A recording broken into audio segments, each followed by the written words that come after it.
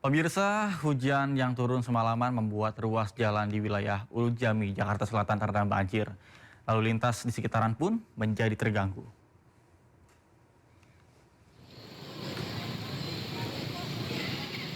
Sejumlah pengendara memilih berhenti di pinggir jalan akibat takut menerjang banjir di kawasan Jalan Raya Ciledug Raya sekitar Ulu Jami, Jakarta Selatan. Banjir di sekitaran ini terjadi sejak Minggu dini hari setelah diguyur hujan deras. Akibatnya Jalan Ciledug Raya mengalami kemacetan. Sementara para pengendara memilih berhenti atau memilih jalur lain untuk menghindari banjir.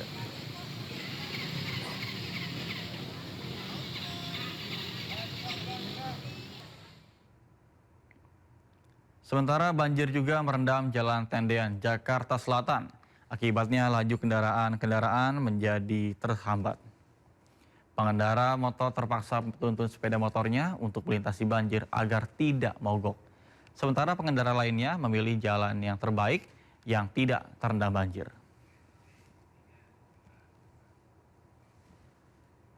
Sebelum sholat subuh sekitar jam 3-an gitu. Itu udah gede airnya, udah ya sekitar salutut itu. Lutut ya? Iya, sekitar lutut itu. Di sini ada 3 RT. RT 9, RT 7, RT 2, RT 12, ada 4 RT. Biasanya emang enggak. Tadi juga di sebelumnya di Kebayoran juga banjir. Sama di sini banjir banget ini nih. Semoga aja biar nggak banjir lagi ke depannya. Ya sama paling digedein jalannya sama ditinggiin. Pemirsa, hujan deras yang mengguyur sejak tadi malam menyebabkan banjir di sejumlah wilayah di ibu kota, salah satunya adalah di kawasan di Kebonpala, Kampung Melayu, Jakarta Timur.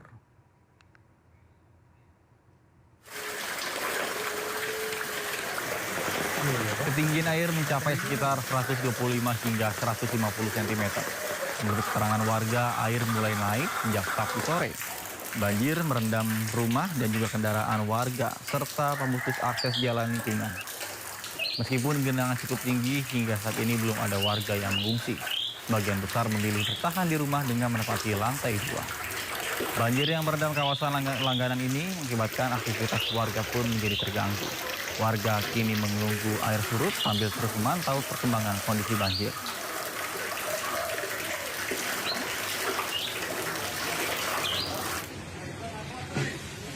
Sementara banjir juga merendam pemukiman warga di kawasan Makassar, Jakarta Timur. Banjir menerjang permukiman warga dini hari tadi sebelum warga melaksanakan sahur. Sebagian besar warga tetap bertahan di rumah mereka masing-masing. Namun BPBD Jakarta menyebutkan bahwa ketinggian genangan air di sejumlah wilayah berkisar 20 cm hingga 1,5 meter. Di mana Bang, Makassar? Coba orang Bogor mau tanya, orang Bogor, orang Depok, info dong, masih hujan nggak di sana? Pemirsa, akibat hujan yang mengguyur sejak Sabtu malam hingga Minggu pagi, sejumlah ruas jalan di Tangerang banjir. Sejumlah pemotor yang nekat terobos banjir, motornya mogok karena mati mesin. Hujan deras yang mengguyur Jakarta sejak Sabtu malam akibatkan sejumlah lokasi menjadi banjir. Bilangan air setinggi 40 cm hingga 80 cm terjadi di Jalan Dan Mogot, Jakarta Barat. Arus lalu lintas dari arah Tangerang menuju Jakarta pun terganggu. Sejumlah pemotor yang mencoba menerobos genangan banjir mengalami mati mesin atau mogok. Bahkan hingga kini ketinggian banjir di lokasi masih terus naik. Masih banjir semua. Mulai jalan tengahnya banjir dan juga banjir, apalagi lebih parah. Aksesnya cuma depan dong Pak, yang pentingan. Biasanya nggak banjir seperti ini banjir lebih dalam dari yang bulan kemarin. Tadi di sana semana Pak? Banjir yang Pak? Dari Sepinggang ya. Di depan gantung dari Sepinggang. Pemirsa, satu keluarga yang terdiri dari lansia dan balita dievakuasi menggunakan perahu karet saat banjir merendam pemukiman Pondok Maharta, Tangerang Selatan, Banten. Bahkan hingga Minggu pagi, perumahan Pondok Maharta masih terendam banjir hingga setinggi 1 meter.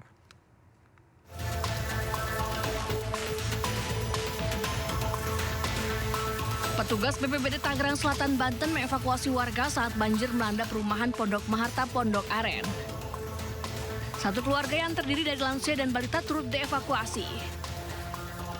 Selain karena intensitas hujan yang tinggi, banjir juga akibat meluapnya Kali Serua.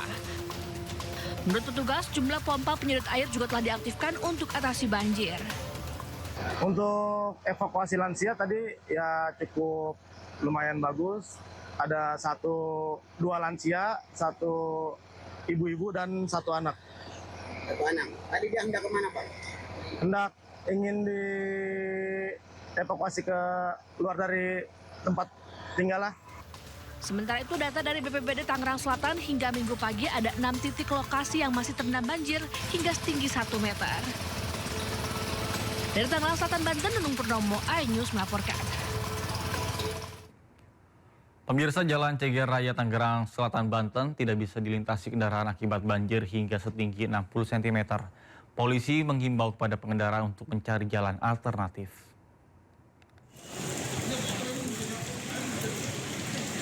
Hujan yang mengguyur Tangerang Selatan hingga Minggu pagi ini membuat Jalan Ceger Raya terendam banjir hingga setinggi 60 cm.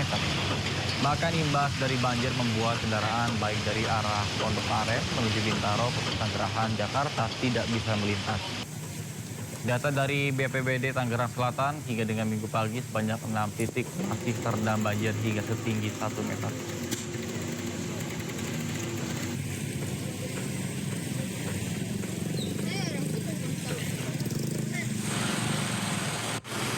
Sementara itu banjir di perumahan Pondok Maharta, Tangerang Selatan, Banten kian tinggi dan juga meluas. Data dari BPBD Tangerang Selatan terdapat ratusan rumah di 8 titik yang terendam banjir dengan ketinggian air mencapai 1 meter lebih. Bahkan petugas kini bersiaga untuk mengevakuasi warga ke tempat yang lebih aman. Sejumlah pompa air juga telah diaktifkan untuk mengurangi debit air. Di Pondok Maharta, Pondok Aren, tim BPBD saat ini sedang menangani ada kurang lebih 8 titik banjir yang terpantau, dan pagi dari semalam kita telah mengirimkan tim beserta perahu karet ke 8 titik tersebut, dan sampai jam 7.52 pagi ini air masih tinggi di Pondok Maharta sendiri sekitar 1,20 meter, dan untuk dari BPBD telah mengirimkan sebanyak 4 unit perahu karet beserta nanti akan ada pengiriman logistik beserta bantuan siap saji untuk masyarakat yang terdampak. Ini pemirsa, selain penyanyi Vidi Aldiano, Indonesia juga kehilangan musisi besar dari grup band rock legendaris God Bless, Doni Fatah. Mendiang Doni Fatah meninggal dunia akibat penyakit autoimun. Suasana duka menyelimuti persembahyaan jenazah basis band God Bless dari Doni Fatah yang meninggal dunia di usianya yang ke-76 tahun. Puluhan keluarga dan kerabat berkumpul untuk mendoakan serta melihat jenazah untuk terakhir kalinya di Rumah Sakit Fatmawati. Beberapa musisi seperti vokalis Gigi Arman Maulana, rocker Niki Astria, dan juga vokalis God Bless Ahmad Albar tampak datang dan masuk ke ruang persembayangan. Menurut keluarga, Doni Fatah menghembuskan nafas terakhir setelah berjuang melawan penyakit autoimun yang dideritanya pasca operasi jantung pada beberapa tahun silam.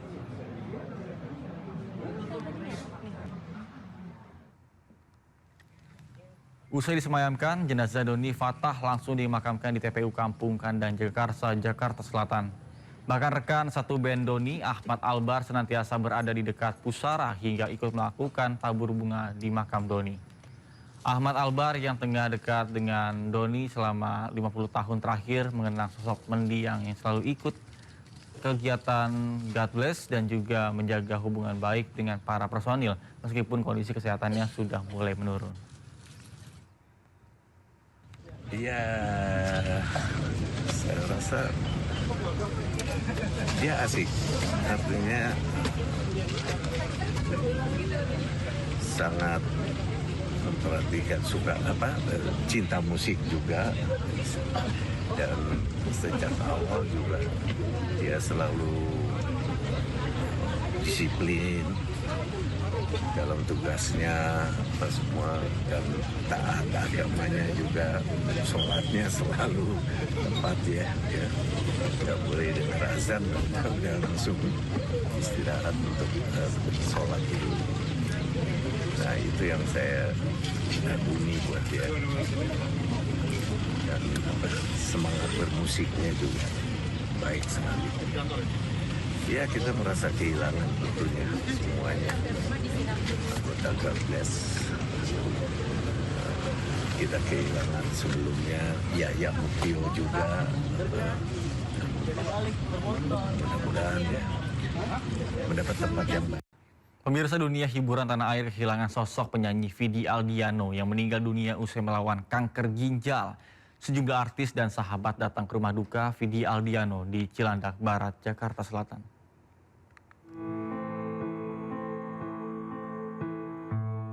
Kabar duka cita wafatnya Oxavia Aldiano atau Vidi Aldiano beredar luas dari pesan singkat yang dikirim oleh ayah almarhum.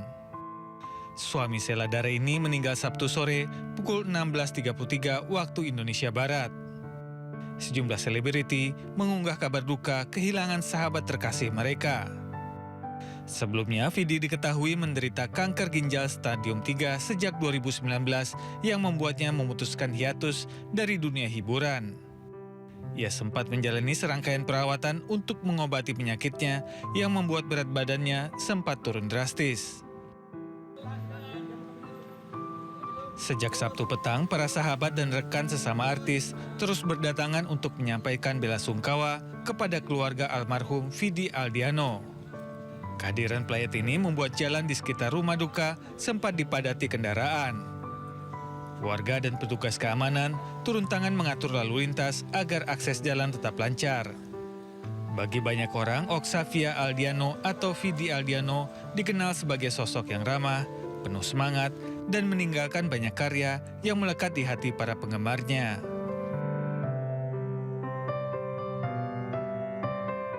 Pemirsa, sejumlah artis datang ke rumah duka, salah satunya adalah Krisdayanti.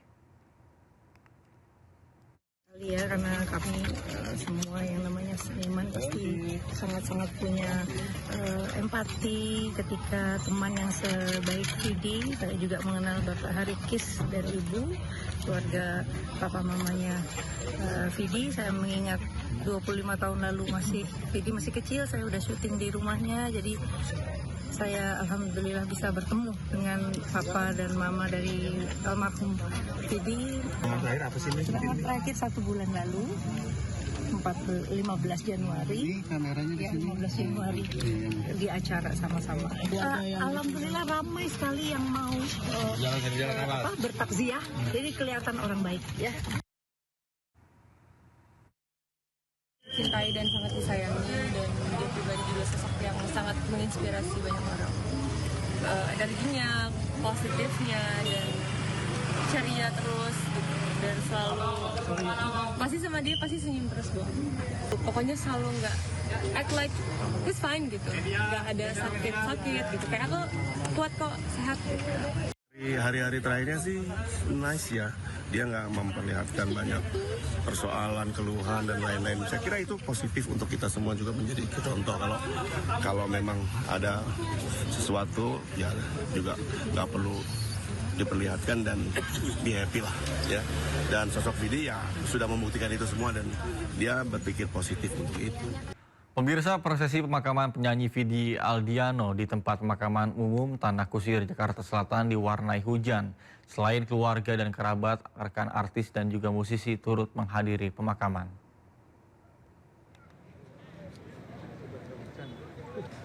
Pemakaman Vidi Aldiano berlangsung hikmat diiringi oleh keluarga dan juga kerabat di pemakaman umum Tanah Kusir, Jakarta Selatan. Sejumlah artis rekan Vidi menghadiri pemakaman untuk menghormati dan juga dari Deddy Corbuzier, Habib Jafar hingga Wali Kota Bandung Muhammad Farhan. Sebelumnya jenazah Vidi disemayamkan di rumah duka memberikan para layat memberikan doa dan juga penghormatan.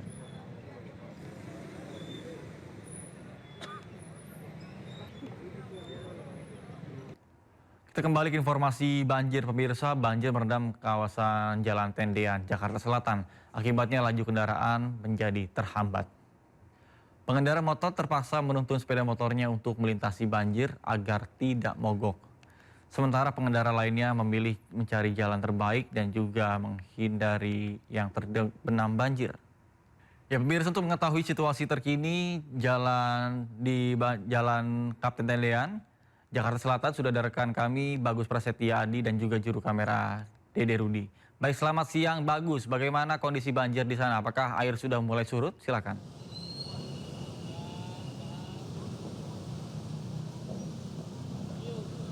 Baik, Nata dan juga pemirsa, dapat kami informasikan terkait banjir yang merendam ruas jalan di Jalan Kapten Tendian Jakarta Selatan. Saat ini menurut pantauan kami sudah mulai surut, di mana tadi pagi jalan ruas ini terendam hingga sekitar 40 hingga 70 cm. Namun menurut pantauan kami terbaru, jalan ruas Tendian ini sudah mulai surut sekitar 20 hingga 30 cm. Nata dan pemirsa juga.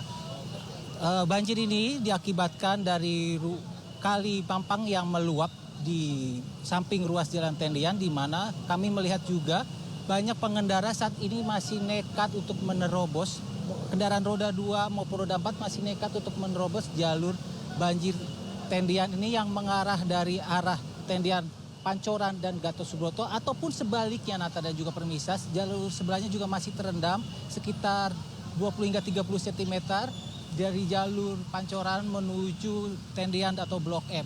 Untuk saat ini petugas masih terus berupaya untuk terus merendahkan debit air sehingga nantinya jalan ini akan bisa kembali normal, di mana menurut pantauan kami juga banyak juga pengendara roda 2 juga masih belum berani untuk menerobos jalur di Jalan Tendian ini, di mana menurut pantauan kami juga jalur ini yang terdalam di jalur tengah, jadi mereka yang ingin melintas untuk menuju arah Gatot Subroto maupun Pancoran bisa melalui jalur sebelah kanan. Dan juga banjir ini juga merendam sejumlah pemukiman yang berada di sini. Menurut pengakuan dari salah satu RT yang kami wawancarai tadi, menurutnya hujan deras yang melanda Jakarta mengakibatkan banjir yang merendam di kawasan Tendian dan juga pemukiman warga dari sejak pukul 3 sampai 4 subuh habis sahur tadi dari luapan Sungai Mampang yang saat ini juga menurut pantauan kami juga masih terendam banjir. Kembali ke Anda, Nata. Baik, terima kasih Bagus atas informasi Anda dari kawasan Tendian, Jakarta Selatan. Selamat bertugas kembali. Terima kasih Anda masih bersama kami di Sindo Siang bersama saya Nata Arman. Pemirsa, dalam 36 jam operasi Epic Fury Amerika Serikat dan juga Israel hujani Iran dengan 3.000 rudal presisi. Sementara Iran melepaskan lebih dari 1.000 amunisi ke seluruh kawasan periode yang sama.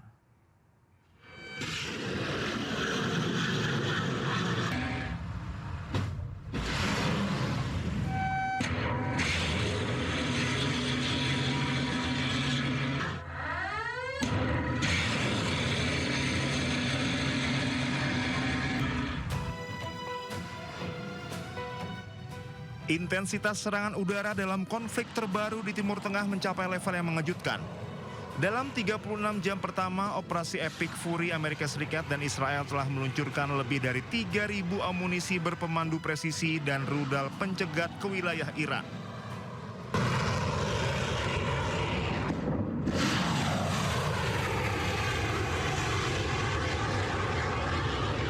Kekuatan militer Amerika Serikat mengandalkan kombinasi rudal serang jarak jauh dan bom pintar. Amerika Serikat menargetkan operasi Epic Fury dalam waktu 4 hingga 6 pekan. Amerika Serikat mengklaim telah menenggelamkan lebih dari 30 kapal Iran. Sementara Israel mengerahkan 280 bom pemandu, 70 rudal supersonik, serta 50 rudal jelajah. Untuk pertahanan, Israel sangat bergantung pada pencegat Tamir yang menjadi tulang punggung sistem Iron Dome. Operasi Epic Fury menandai transisi dari perang bayangan menjadi konfrontasi militer langsung yang kini memicu kekhawatiran akan terjadinya perang terbuka di seluruh kawasan Timur Tengah. Allahu Akbar!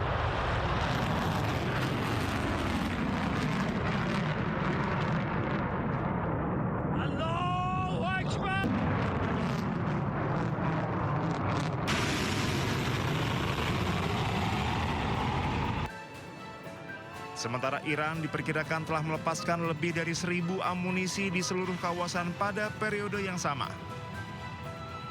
Hal ini memicu aksi tangkisan besar-besaran oleh sistem pertahanan udara Amerika Serikat, Israel, dan sekutu.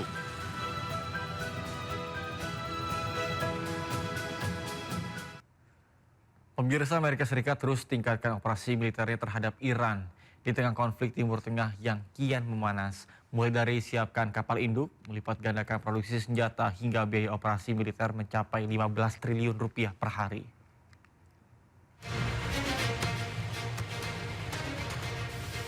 Ketegangan konflik di Timur Tengah kian memanas. Amerika Serikat terus tingkatkan operasi militernya terhadap Iran. Komando Pusat Amerika Serikat merilis rekaman pesawat tempur F-18 Super Hornet lepas landas di kapal induk sebagai operasi Epic Fury terhadap Iran. Saat ini Amerika Serikat memiliki 2 kapal induk yang beroperasi, USS Gerald Ford, kapal induk terbesar di dunia, dan USS Abraham Lincoln. Presiden AS Donald Trump melalui akun Instagram resminya juga menyatakan produsen senjata AS telah setuju melipat gandakan produksi persenjataan kelas atas. Ia juga mengklaim AS memiliki pasokan amunisi hampir tak terbatas yang saat ini digunakan terhadap Iran. Selain itu, biaya operasi militer AS terhadap Iran juga diperkirakan mencapai sekitar 15 triliun rupiah per hari. Perkiraan tersebut dibuat oleh Center for Strategic and International Studies atau CSIS berdasarkan data yang dipublikasikan Pentagon. Memasuki hari ke-8, konflik antara Amerika Israel terhadap Iran masih berlangsung hingga kini.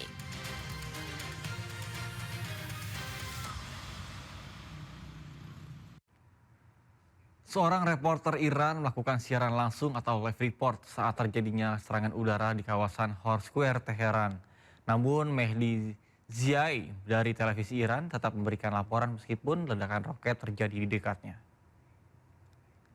حملات ددمنشانه قرار گرفت. یکی از اون مناطق میدون هوره که من همونطوری که پشت سرم مشاهده میکنه اگه آقای نظری بازم دارن میزنن اینجا رو. بازم اینجا رو دارن میزنن. تصویر منو داریم. حمله شد همین الان به اینجا. همین الان اینجا حمله شد و دوباره اینجا رو زدن. صدا تصویر من از میدون هور خیابون دانشگاه جنگ داریم. مورد حمله قرار گرفت اینجا. دوباره مورد حمله قرار گرفت اینجا و میشه گفتش که بینندگان دیدن این ظلمو. خونه های مردم، زندگی مردم، شب عید، مردم روزدار. دودو بگیرین آقای نظری، ببینید زدن. اینا بیشرفا به مردم رحم نمی کنن. ببینین این وضعیت مردمه، این شرایط مردمه. مردم شریف ایران ملاحظه کردیم ما در حال اطلاع رسانی بودیم که مجددا مورد حمله قرار گرفتیم. اینجا خیابان دانشگاه جنگ میدان هور. شرایط مردم آقا مجید نشون بدین. ماشینایی که پرتاب شده، شیشه هایی که شکسته. این وضعیت مردم شب عید از نیروهای مسلح با تمام وجود، با تمام تمایلاتی که داریم میخوایم جواب این ظلم رو بدن. این شرایطی که بالا مردم آقا مجید بریم جلو چون بیننده ها شاید دوست داشته باشن شرایط رو ببینن. بریم جلو با اینکه شرایط خطرناکه ما باز به سمت جلو میریم. Pemirsa, anak-anak yang menjadi korban serangan udara Zionis Israel dan sekutunya Amerika Serikat kini tengah menjalani pengobatan di Rumah Sakit Teheran, Iran. Namun sayangnya tidak semua bisa diselamatkan oleh para tim dokter, sebagian diantaranya terpaksa merenggang nyawa di ruangan operasi.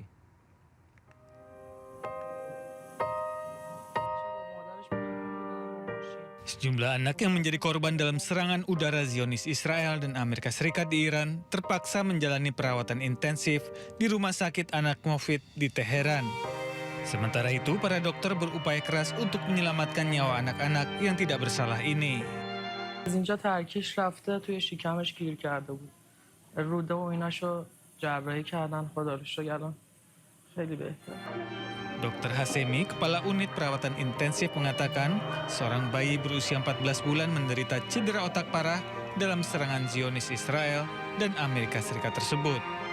حمله که 11 اسفند صورت گرفته بود ما مجروحی 14 ماهه‌ای رو داشتیم که دچار آسیب شدید به مغز شده بود و سریعا تحت عمل جراحی مغز قرار گرفت، ولی متاسفانه اونقدر آسیب شدید بود که بیمار دچار مرگ مغزی شدن.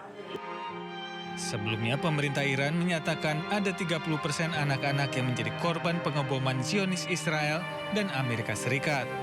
Sementara itu, 1.332 warga sipil syahid sejak dimulainya agresi militer ini. Pemirsa, memasuki hari ke-7 serangan Israel dan Amerika Serikat ke Iran semakin memanas. Sementara Garda Revolusi Iran kembali melancarkan serangan ke ibu kota Israel, Tel Aviv. Jumat malam, Teheran Timur digempur pesawat tempur Israel. Ledakan besar terlihat dan juga mengakibatkan bangunan hancur. Belum diketahui berapa jumlah korban tewas dan luka akibat serangan brutal Zionis Israel.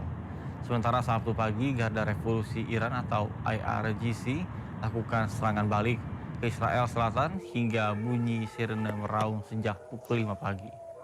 Sistem pertahanan udara diaktifkan di wilayah selatan Israel setelah pasukan pertahanan Israel atau IDF melaporkan adanya proyektil yang datang dari Iran.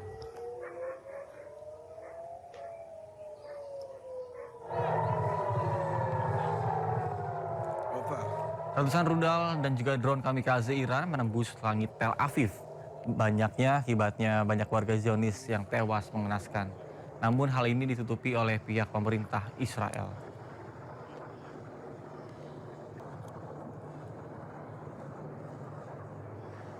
Meski telah mengaktifkan sistem pertahanan udara atau Iron Dome, namun sejumlah wilayah Israel justru berhasil tembus oleh rudal hypersonic Iran.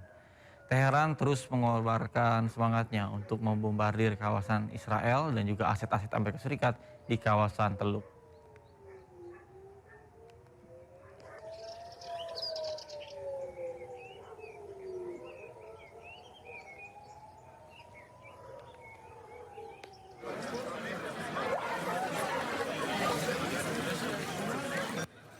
Pecahan rudal menghantam jalan di kota Givatayim, sebelah timur Tel Aviv pada hari Jumat, merusak beberapa bangunan setelah pertahanan udara mencegah rentetan serangan yang diluncurkan dari Iran.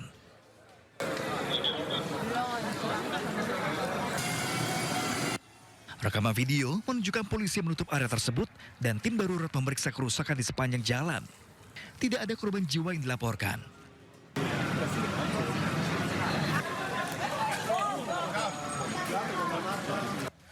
Menurut Kementerian Kesehatan Israel, sebanyak 2.328 warga Israel yang hampir setengahnya berasal dari wilayah Tel Aviv telah dievakuasi sejak awal perang.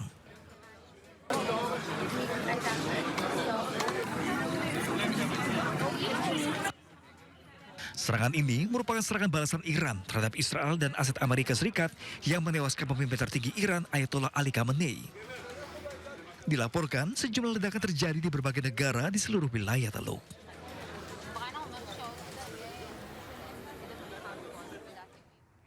Pemirsa, terjadi serangan drone mematikan di Bandara Abu Dhabi, Uni Emirat Arab.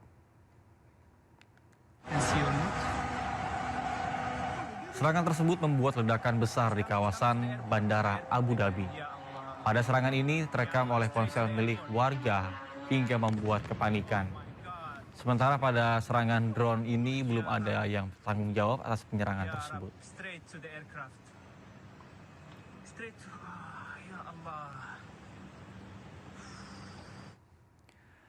Presiden Iran Masoud Pezeshkian meminta maaf atas serangan terhadap negara-negara tetangga dalam pidato yang direkam dan disiarkan di televisi pemerintah.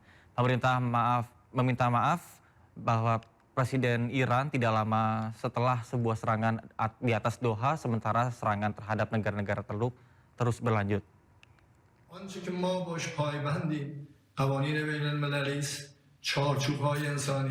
و اون اصولی که اینا دم ازش میزنن اصولا باید به همون پایبند باشن و حق و حقوق همه کشورها رو و طبیعتا ایران ما رو اینا حق ندارند نادیده بگیرن. کشورهای همسایه هم که یه سری از گروه ها و یا جناها در فکر اینن که از این فرصت بخوان به خاک ما حمله کنن، این پیام رو میدن. بهتره که بازیچه دست Sementara itu, penutupan Selat Hormuz membuat Irak mengumumkan pengurangan produksi minyak mentah nasionalnya. Akibatnya ekspor minyak Irak berkurang, bahkan dihentikan. Rekaman drone memperlihatkan depo penyimpanan minyak Al-Faw di Provinsi Basra, Irak. Irak umumkan mengurangi produksi minyak mentah setelah Selat Hormuz ditutup dan berimbas berkurangnya hingga penghentian ekspor minyak Irak. Ditutupnya Selat Hormuz juga akibat konflik membuat pasar global harus bersiap menghadapi pasokan energi yang ketat dengan harga yang menjadi lebih tinggi.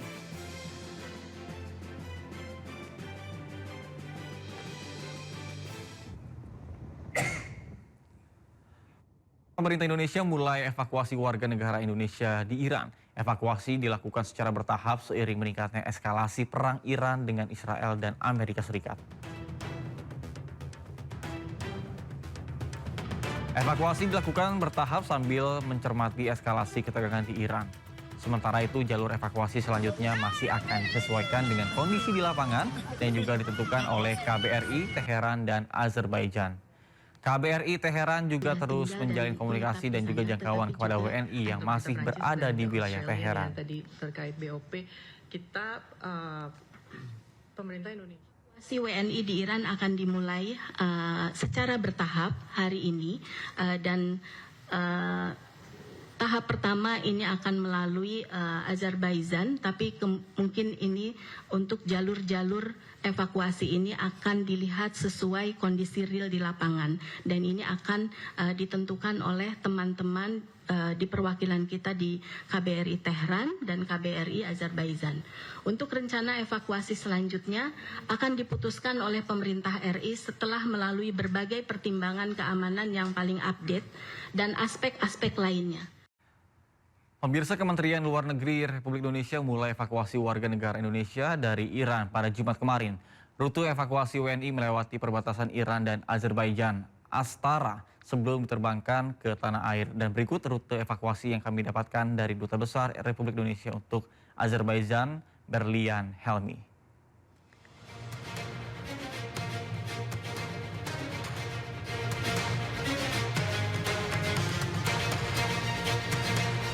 Evakuasi dimulai dari KBRI Teheran menuju perbatasan Iran dan Azerbaijan Astara menggunakan jalur darat dengan jarak tempuh 500 km atau sekitar 10 jam perjalanan.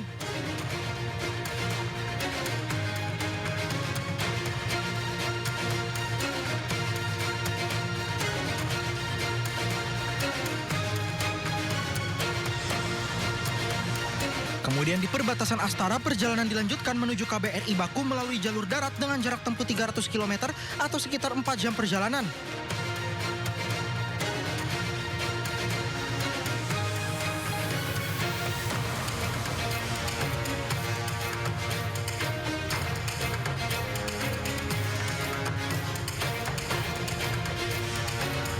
Lalu dari KBRI Baku, perjalanan dilanjutkan melalui jalur udara dengan jarak tempuh 1.600 km atau 3 jam perjalanan dan transit di Turki.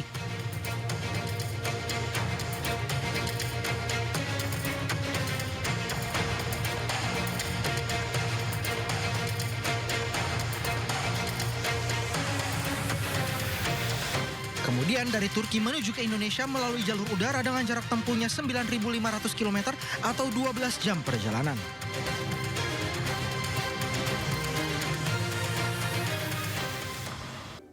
Terima kasih Anda masih bersama kami di Sindo Siang bersama saya Nata Arman. Pemirsa, pawai ogoh-ogoh dalam rangka menyambut Hari Raya Nyepi 2026 di Bundaran Hotel Indonesia Jakarta Pusat berlangsung meriah. Pawai dilaksanakan oleh warga Jakarta. Pawai ogoh-ogoh dalam rangka menyambut Hari Raya Nyepi 2026 digelar di kawasan Jakarta Pusat. Parade dimulai dari pintu barat daya Monas melintasi jalan MH Tamrin menuju Bundaran Hotel Indonesia lalu kembali ke kawasan Monas.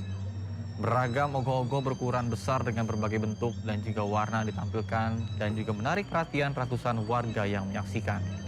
Selain menjadi tradisi menyambut Nyepi, kegiatan ini juga menjadi ajang memperkenalkan budaya Hindu kepada masyarakat luas. Ogoh-ogoh sendiri melambangkan hutakala atau energi negatif yang nantinya akan dimusnahkan sebagai simbol penyucian diri sebelum Hari Raya Nyepi.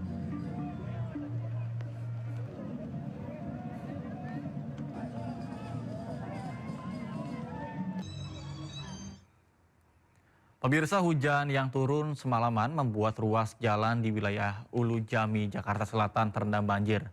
Lalu lintas di sekitaran menjadi terganggu. Sejumlah pengendara memilih berhenti di pinggir jalan akibat takut menerjang banjir di kawasan Jalan Ciledug Raya sekitaran Ulu Jami, Jakarta Selatan. Banjir di kawasan ini terjadi sejak Minggu dini hari setelah diguyur hujan deras. Akibatnya jalan di Ciledug Raya mengalami kemacetan, sementara para pengendara memilih berhenti atau memilih jalur lain untuk menghindari banjir.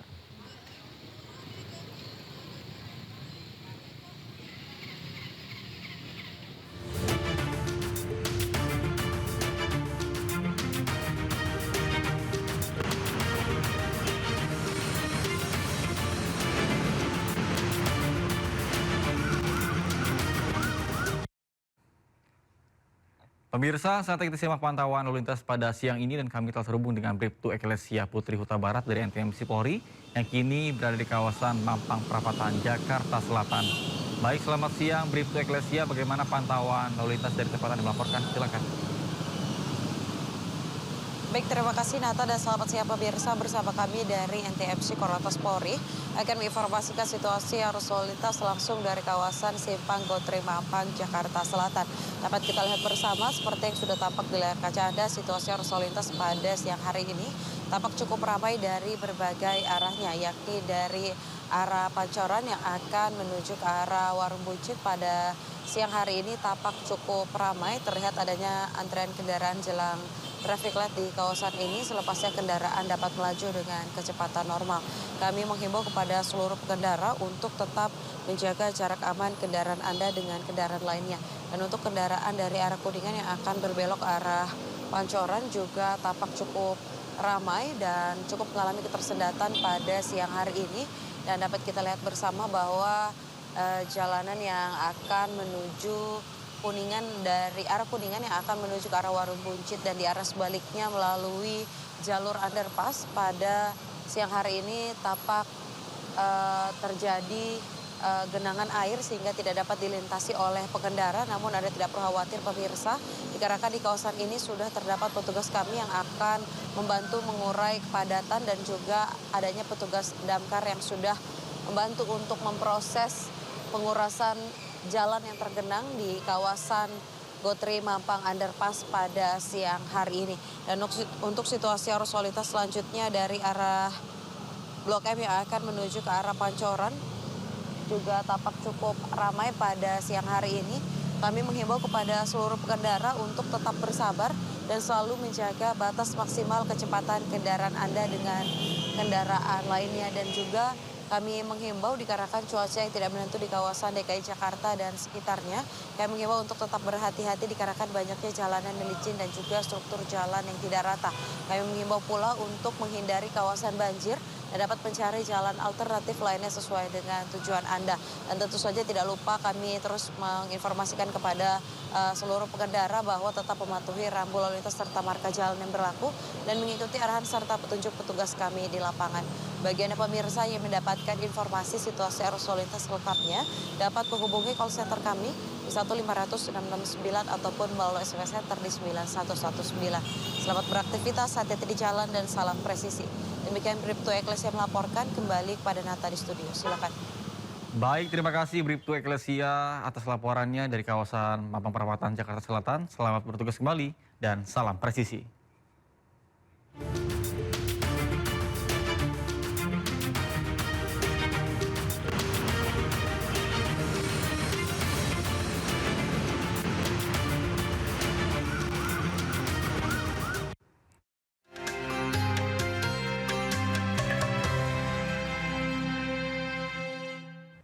Informasi lainnya pemirsa, di Cimahi, Jawa Barat ada satu bangunan masjid yang unik dan tidak biasa. Masjid ini berbentuk kapal laut yang terinspirasi dari kisah Nabi Nuh alaihi salam dan merupakan wakaf dari keluarga pelaut. Di bulan suci Ramadan, masjid ini menjadi lokasi ngabuburit dan juga wisata religi.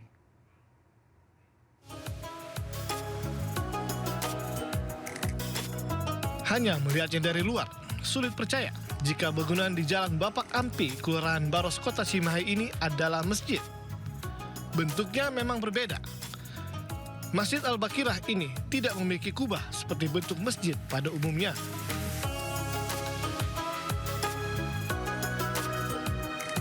Dari arah depan, bentuk masjid ini seperti kapal laut di dermaga. Ada cerobong dan jangkar yang diikat dengan tali besar, dan bangunan mirip geladak serta kabin untuk nahkoda dan anak buah kapal. Kesan kapal laut semakin terasa saat masuk, karena interior masjid ini dibuat layaknya interior kapal laut yang megah. Di tengah mimbar untuk khotbah, terdapat lafaz Allah dengan ornamen kayu yang mirip jangkar.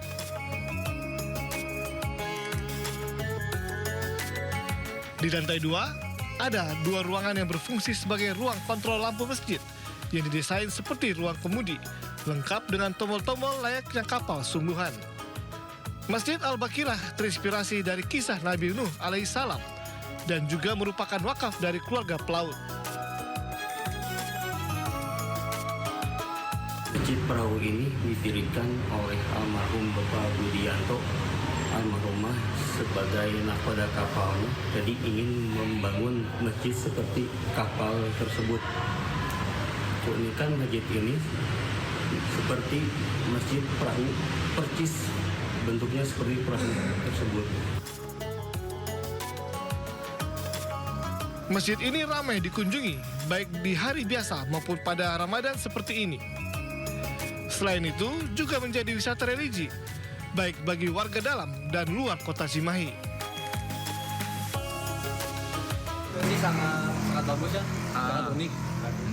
Ya karena jarang juga masih seperti ini ya, jadi sangat bagus sekali ya, dan tempat ibadah juga luas, jadi kita itu ibadah itu nyaman. Ya. Selain memiliki keunikan seperti kapal laut, masjid yang dapat menampung 500 jemaah ini juga mendapatkan penghargaan dari pemerintah Provinsi Jawa Barat sebagai masjid terbersih dan berkarakter. Dari Cimahi, Jawa Barat, Yuwono Wahyu, iNews melaporkan. Pemirsa, guna menjaga tradisi sekaligus mempererat tali silaturahmi, warga desa Ate Munjeng, Kota Banda Aceh bergotong royong memasak kuah belanggong untuk menu berbuka puasa bersama.